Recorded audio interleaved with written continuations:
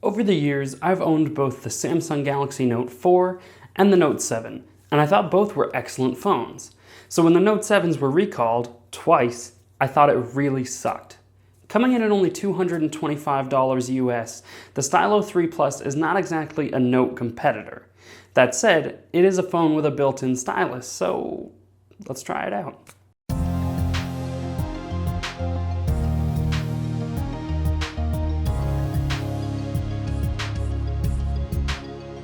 Interestingly, I never heard about this phone or the lineup it comes from at all until I actually tried Googling around for phones with integrated stylus similar to the Note series around the time of the Note 7 debacle.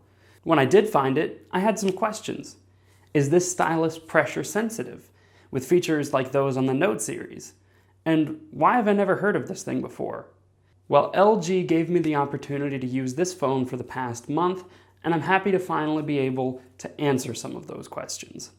As I mentioned before, the Stylo 3 Plus is significantly cheaper than any of the phones in the Note series. It's $225 US at T-Mobile and $360 Canadian at Kudo to buy it outright.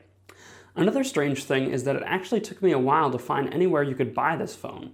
T-Mobile is the only place linked to on the Where to Buy section of LG's website for this phone. But anyway, what I'm getting at is the build quality is nowhere near Galaxy Note or Galaxy S series. What you do get, however, is a very light, like actually surprisingly light, primarily plastic phablet with a 3080 mAh removable battery that has gotten me through most every day with fairly light usage. The phone also sports 32 gigabytes of internal storage with up to 2 terabyte micro SD card expansion, 2 gigabytes of RAM, a Qualcomm Snapdragon 435 processor, all powering the 5.7-inch 1920 by 1080 or 1080p display.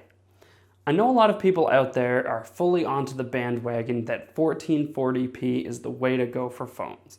But personally, I think the 1080p screen with its 386 pixels per inch is plenty. Maybe the screen could be a bit brighter if you're outdoors, like right in the light, but in general, I haven't really ever had a whole lot of problems seeing it. While I wouldn't normally mention it, this phone is at such a low price that I actually do want to specify that it has got LTE and AC Wi-Fi, so the low price doesn't mean you're giving up anything when it comes to connectivity. So as far as specs, I'd say they're fair for the price range. I do wish that LG went with a bit bigger battery, like a 3500 mAh or maybe even a 4000 mAh, especially given how thin and light the phone is currently. It wouldn't be a problem for me at all if it were thicker and heavier. While we're still talking about hardware, I wish this phone had USB-C, but at this price, I can't fault them for going micro USB, and that's pretty much all I'm going to say about it. So come on, Chris. Talk about actually using the phone, I hear you saying. Well, I'm really happy to say that from the first day I used this phone, I was very impressed. This is mainly for one reason, and that's that while actually loading and opening applications is of course slower on this phone than on my daily driver Galaxy S7, navigating and using Android OS in general feels snappier on this device thanks to LG's fairly stock version of Android. Seriously. The touch-free experience feels much better than the kind of stutters I frequently see on my S7. And you know, while I'm talking about touch whiz lag, I'll say this. It's the kind of thing I'll just stop noticing while I'm using the phone until I actually try something else. Using the Stylo 3 Plus for the first time was one of those things that makes me go, why should I have a $700 phone again? When this is the experience I get out of a $200 phone? It really is great to use. Like I said, gaming and such or switching or loading apps might be slower, but it's not stuttery. It's smooth, and that's so important to me in how it feels to use the phone. All right, I've gone on long enough without talking about the phone's main feature, the stylus. It would be forgivable if you had a hard time figuring out where the stylus is, like I did when I first got my hands on the device. I'm used to it being in the bottom, like it is on the Note series, but here it's on the top. It doesn't have any spring mechanism like the newer Note devices do. You just pull it out and slide it back in when you're done with it. When the screen is off, taking out the pen will take you to this quick memo screen. where you can write things down to save for later or share your notes as an image. This isn't a feature that I used much, but I do think it's pretty cool. Next time you need to see your notes, just take the pen out with the screen locked and they'll pop right up. These notes even persist through a phone restart, which I think is really great. If you take the stylus out while the screen is on, you'll be treated to the pen pop menu, where you can write memos that can be minimized and kept as a floating icon on your screen, similar to a Facebook chat head, but smaller. You can capture screenshots or GIFs, zoom in on portions of the screen, or add other features such as shortcuts to any other app through the settings. You can also customize what happens when you take the pen out. If you don't want the pen pop menu to come up, then you can just turn that off. And when you're done using the menu, it stays also kind of like a chat head-like icon. You can get rid of it by swiping it up to this delete portion of the screen, and also the phone has the feature that it will alert you if you seem to be walking away with the pen detached to try and make sure that you don't lose or forget it somewhere, which you can also turn off.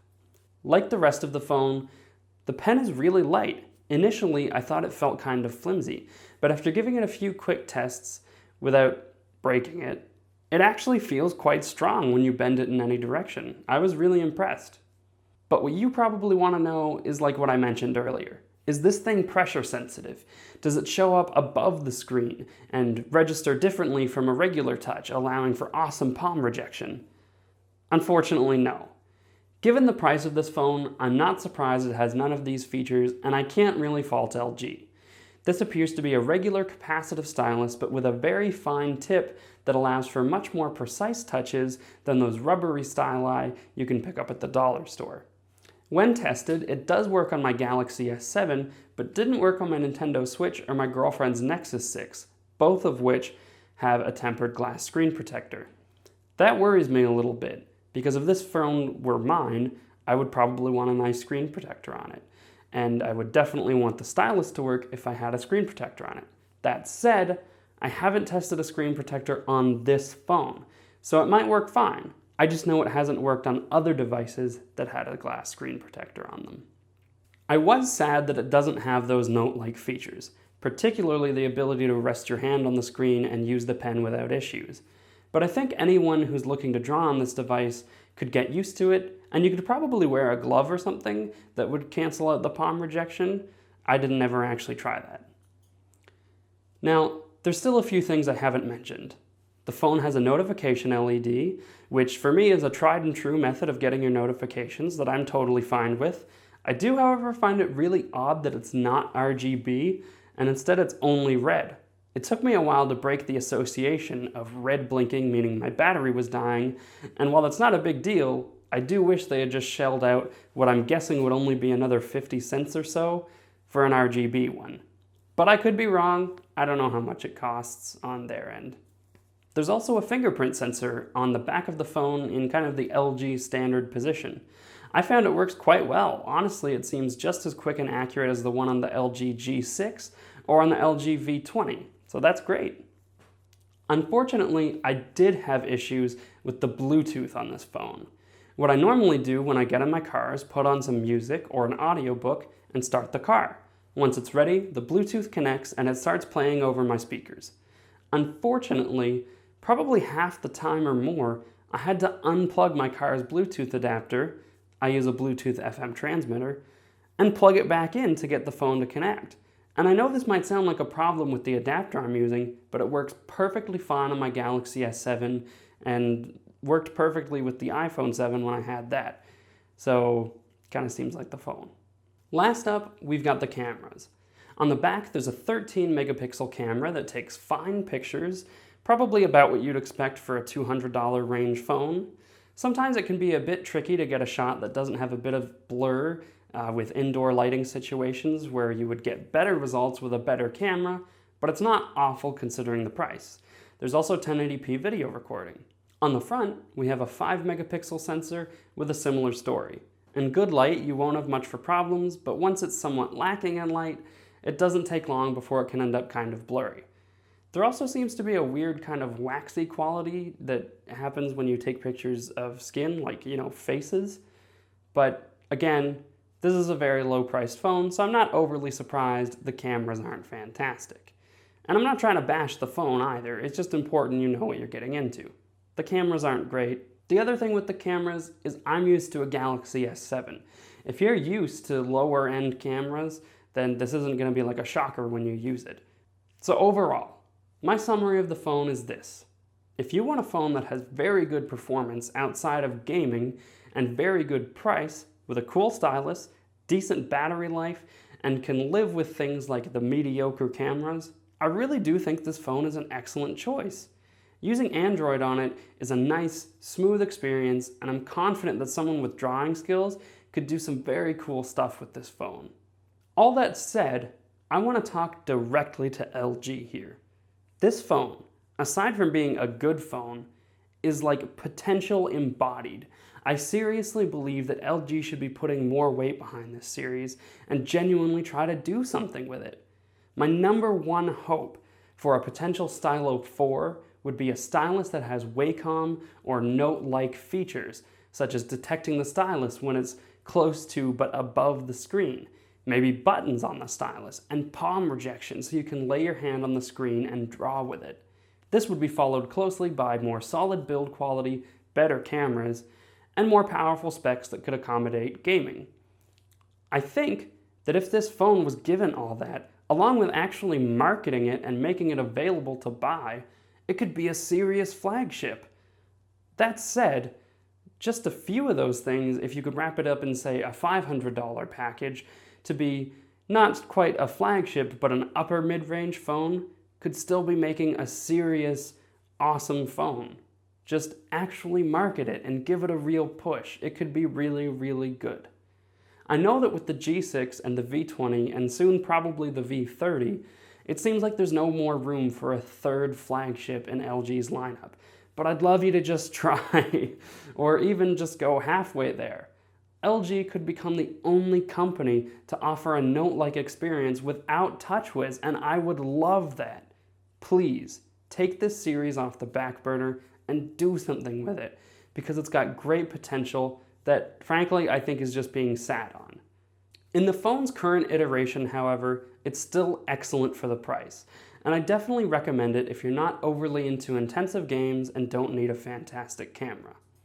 I'm just saying that if we got one that cost more, we could probably get better features and a really, really cool phone, and I want to see that. So that's it, guys.